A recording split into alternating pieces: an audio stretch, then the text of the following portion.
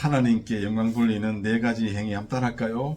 하나님께 영광 돌리는 네 가지 행위. 하나님께 영광 돌리는 네 가지 행위.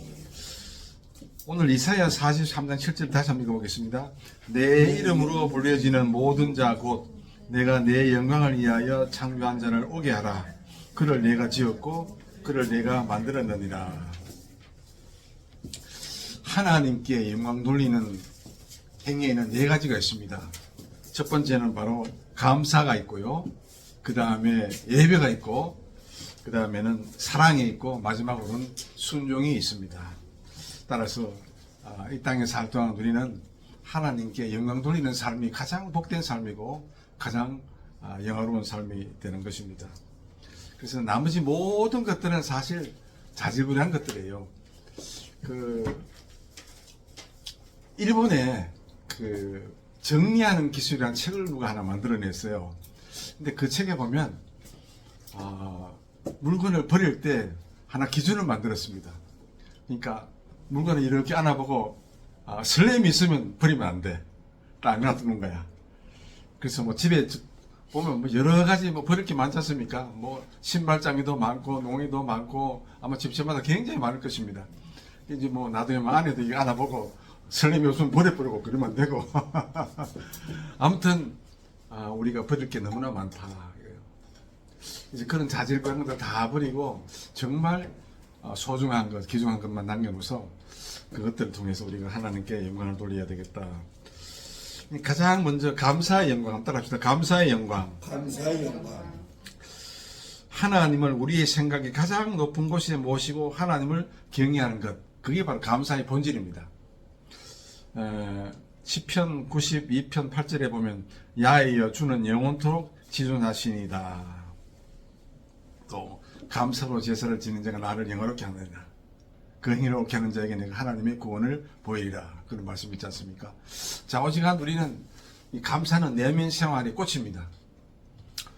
뭐 오래된 이야기인데 그 스위스 111편 항공이 추락을 했습니다. 추락했는데 근데 거기에 한 목사의 막내 아들이 탔어요. 근데 그 소식을 들은 목사와 또 그의 아내는 굉장히 심적 부담이 굉장히 컸습니다. 근데 아내는 그 아들의 죽음에 대해서 금방 감사 기도를 했어요. 주신 이도 하나님이요 거두신 이도 하나님이요 그 말씀과 함께 그냥 감사를 했는데 근데 남편은 금방 감사를 못했습니다. 약 2년 뒤에 약 2년 동안 굉장히 하나님께 불평, 불만 토로했습니다. 어찌 그 많은 자중에 내 아들이 거기에 탔을까? 또 죽었을까? 그렇게 굉장히 한탄을 했답니다. 근데 2년 뒤에 마침내 그 아버지도 감사하다. 죽은 것도 감사하다.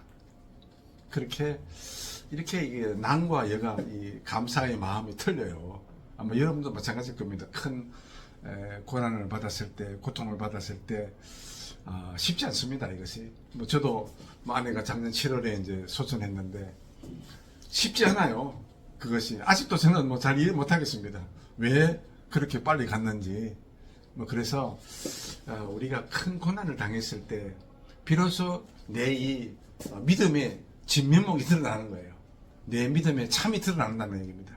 그래서 우리는 언제 어디서 고난을 당했을지라도 주님께 감사할 수 있는 그런 마음이 좀 있어야 되겠다. 그런 마음이 좀 들고요. 그 다음에 이제 두 번째 주님께 영광을 돌리는 행위로서는 바로 예배의 영광 따라합시다. 예배의 영광. 예배의 영광. 네. 시편 29편 2절에 보면 영광을 돌리며 거룩한 옷을 입고 경배할지어다. 그리고 느헤미야 8장 6절에 보면요 모든 백성들이 몸을 굽혀 얼굴을 땅에 대고 야훼께 경배하였느니라. 그러니까 예배하는 삶 이것은 참으로 소중한 것입니다. 우리가 매일 예배가 참 소중하다 귀중하다 그러지 않습니까? 제가 아는 형제 중에 이런 그 형제가 있습니다. 고향이 저 남쪽 나라 섬에 이제 살았는데 이 친구가 일평생에 한번 유학을 가고 싶어서 그래서 젊은 날에 열심히 노동을 해서 돈을 알뜰살뜰 모았습니다. 그래서 마침내 이제 예비와 드는 꿈이 장만이 되자 마침내 이제 그 시골 촌놈이 비행기를 타고 영국으로 가게 됐습니다. 영국. 그 영국에서 이제 꿈에도 그리는 영어 공부를 하게 됐어요. 그러니까 정말 행복했습니다. 자기 꿈도 이루어지고 소원도 이루어지고 하니까는. 근데 한 6개월 동안 그 돈을 다 써버리고 없어졌습니다. 그러니까 뭐 노동해서 돈을 얼마나 벌었겠습니까? 6개월 동안 이제 다 이제 돈이 떨어져서 다시 이제 고향 땅으로 내가 가야 되겠다. 도저히 내가 공부를 할 수 없다. 그래서 그날따라 이제 비가 굉장히 왔는데 비가 우주처럼 왔어요. 근데 이 친구가 잔디에 나가서 운동장에 나가서 한번 찬양이나 한번 하고 가야 되겠다. 그렇게 이제 마지막으로 다짐을 하고 그 비 오는 날 혼자서 손을 두 팔을 들고 열심히 찬양을 했습니다. 찬양을 하고 근데 그때 그 모습을 한 교수가 봤어요. 한 동양인이 와서 그냥 비를 맞으면서 열심히 찬양을 하고 있단 말입니다. 저 친구 참 믿음이 참 대단한 친구다. 그래서 너무나 이제 궁금해서 그 찬양이 끝나고 내 좀 보자고. 근데 그 교수 방에 갔어요. 근데 그 교수가 무슨 사인이 있기 때문에 그렇게 열심히 기도를 하느냐. 근데 이제 이 친구가 여차 이렇게 해서 내가 여차 이렇게 다시 고향 땅으로 가게 됐습니다. 근데 그 행동에 감동에 힘입어. 근데 그 교수가 남아있는 모든 장학금을 드는 꿈을 다 대줬어요. 다 대주고 그리고 거기에다가 아르바이트까지 준비해 줬습니다. 그래서 4년 동안 공부를 열심히 잘 마치고 르완다에 가서 공부를 하고 있는 그런 친구인데 근데 왜 그 친구가 그 이야기를 내게 했느냐 하면 내가 한국사이버대학교에 강의를 했어요. 그때 플러스 인생을 경영하는 그런 강의를 했는데 그 중에 꿈 강의가 있습니다. 근데 레포터 중에 꿈에 대해서 여러분들 경험한 것이 있으면 내게 다 적어내라. 근데 그게 레포트예요. 근데 그거를 이 친구가 다 적어서 내게 제출을 한 것입니다. 근데 그 제출 내용이 너무나 기억에 남고 벌써 한 10년이 넘었습니다. 그래서 참 감동적이다. 우리는 어느 순간에도 예배를 잘 드려야 되고 정말 찬양을 열심히 잘 해야 되고 예배를 잘 드리면 하나님께서 복을 주시는구나. 근데 그 친구가 지금도 거기서 르완다의 선교사 역할을 하고 있는지 모르겠습니다만은 그는 어쨌든 그 친구는 그렇게 꿈을 다 이루었더라는 것입니다. 그래서 이 꿈은요, 내 마음속에 품으면 그것이 정말 하나님께 영광이 되면 그것을 다 이루는 거예요. 내 방식으로 이룬 것이 아니고 하나님 방식으로 그 꿈이 이루어지더라는 것입니다. 자, 그래서 여러분들도 꿈을 꾸되 열심히 잘 예배를 드리면서 그 꿈을 소원하면 때를 따라 아름답게 이루어질 것을 확신합니다. 아멘. 그 다음에 사랑의 영광이에요. 그렇죠? 사랑의 영광. 이 사랑의 영광인데 신명기에 보면 너는 마음을 다하고 성품을 다하고 힘을 다하여 너 하나님 야훼를 사랑하라. 아멘.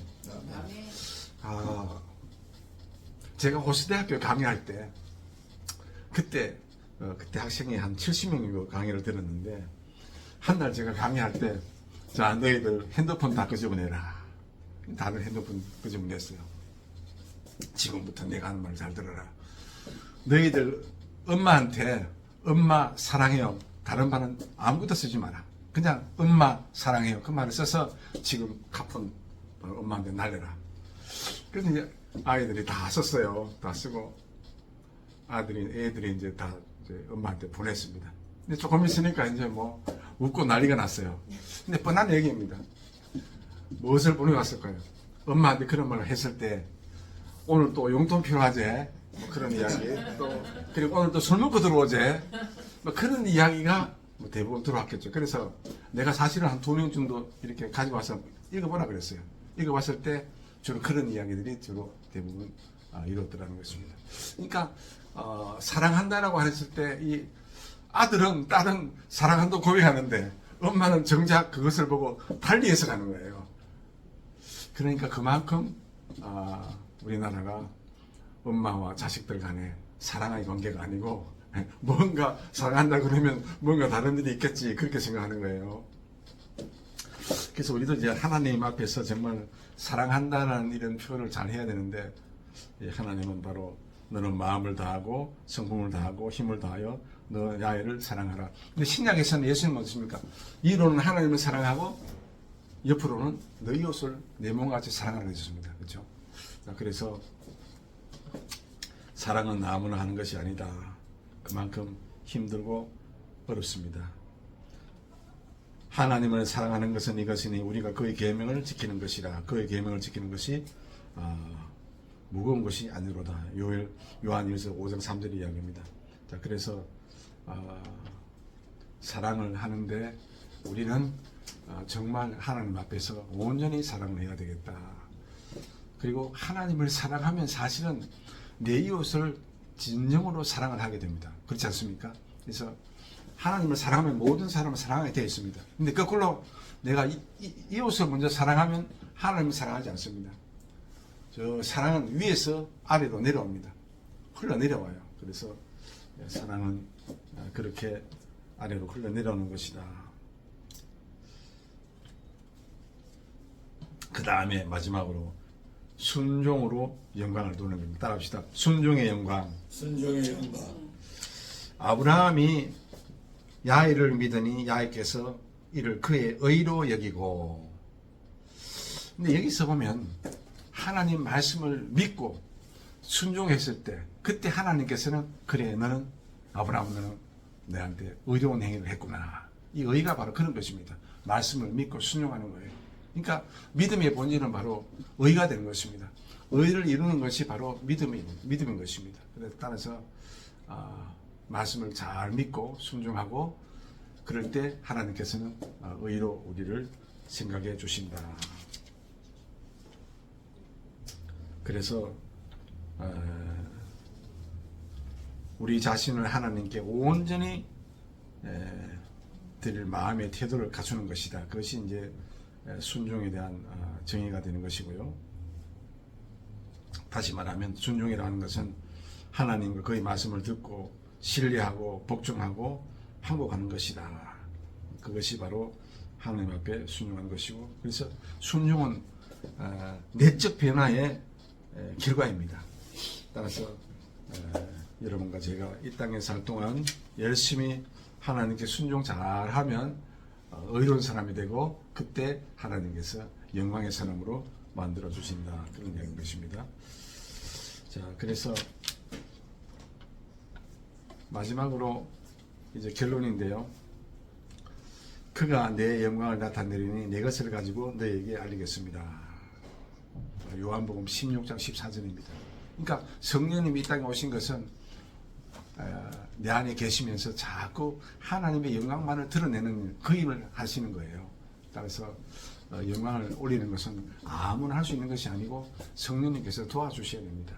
그래서 여러분 이 땅에 살 동안 열심히 살아서 하나님께 영광 돌리십시오. 그러면 하나님께서 감동을 받으시고 여러분들이 모든 일들이 형통하게 되는 것입니다. 아멘. 그래서 그리스도인은 예수님을 닮아가게 하고 또 하나님을 하나님 되게 하고 인간을 인간 되게 한다. 마귀가 하는 건 주로 어떤 얘기겠습니까? 자꾸 하나님을 미워하게 하고 그리고 내 이웃을 미워하게 하고 그리고 내 자신을 미워하게 합니다. 그러나 우리가 순종을 잘 하는 것이 그만큼 중요한 것입니다. 자, 그래서 우리가 감사의 삶으로 하나님께 영광을 돌리자. 그리고 예배의 삶을 삶으로써 하나님께 영광을 돌리자. 그 다음에 사랑의 삶을 삶으로써 하나님께 영광을 돌리자. 그 다음 마지막으로 순종의 삶을 삶으로 말미암아 우리가 하나님께 영광을 돌리자. 근데 이 네 가지를 잘 기억하여 주셔서 여러분이 이 땅에 살 동안 정말 이 네 가지만 잘 해도 신앙생활을 잘 할 수 있는 것입니다. 할렐루야. 아멘.